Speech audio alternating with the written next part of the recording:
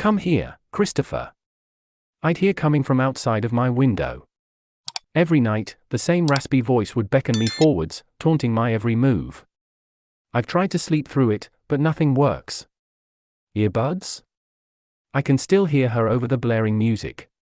Earmuffs? She's somehow still audible. To this day, I've never opened my window, nor my curtains, when she tries calling me. However, one night was different. I grew weary, tired even, of the constant harassment. I wanted it to stop. I wanted her to go away. So I began to listen to her instructions and inched towards the windowsill, destined to put an end to her berating once and for all. Pulling the curtains back slightly, I heard a faint sigh of relief. But as I'd unveiled the outside world, nothing lurked behind the frosted glass. A chill went down my spine, as if I had done something I shouldn't have. Like an unspoken rule being broken. Shutting the curtains, I leapt into bed and pulled the blankets over my head. I couldn't bear the thought of that woman returning, especially now, when I've listened to her commands. But she seemingly stopped. After that one night, after allowing myself to push through my own fears, she quit. Life went back to normal for a while. I attended high school with a rested mind and the bags under my eyes began to clear. Everything felt right for once. Normal. Too normal, even.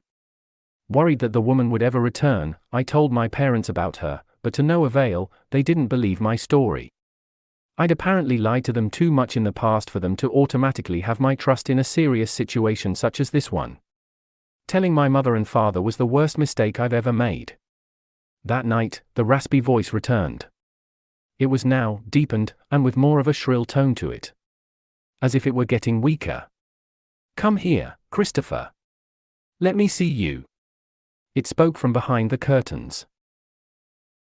Standing my ground once more, no longer afraid of the mysterious voice that stood outside the window, I crept forwards. I could hear rustling coming from the trees outside as the wind began to pick up. I grabbed the corner of the clothed curtain and yanked it to the side.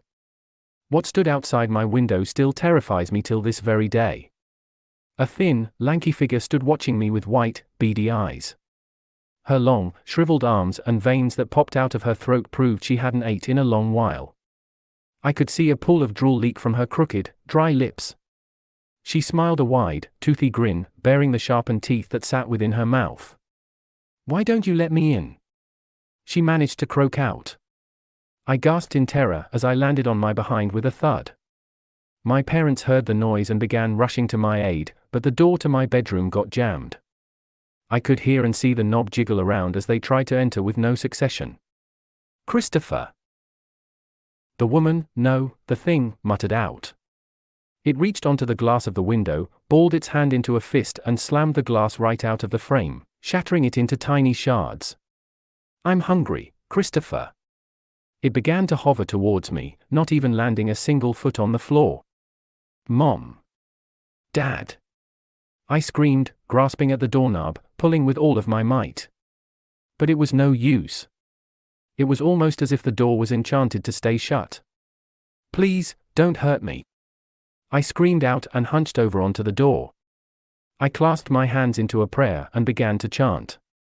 Dear Heaven Almighty, God help me within this frightful time. A loud hiss came from the other side of the room as the thing dropped from its hovering stance and began to angrily stomp towards me. Its legs bent in two different directions as it walked, as if it were mimicking human behavior. And then, it leapt towards me. I could feel the teeth of the monster clasp onto my thigh as it munched on the outer skin. I began to throw my fists into its face, slamming one hand into its eye.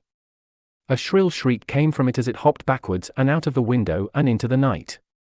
The door to my room slammed open, and both of my parents bent down at my side, holding my thigh to prevent blood from rushing out.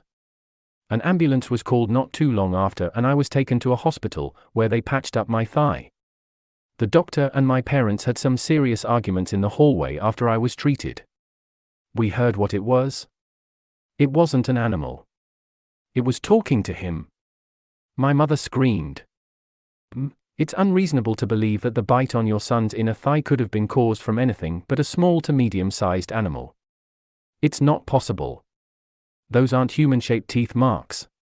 Those words stuck in my head till this very day. After I was discharged and released from the hospital's care, we moved several states away to escape the creature. I hadn't heard from it since. Well, that was until tonight. Christopher.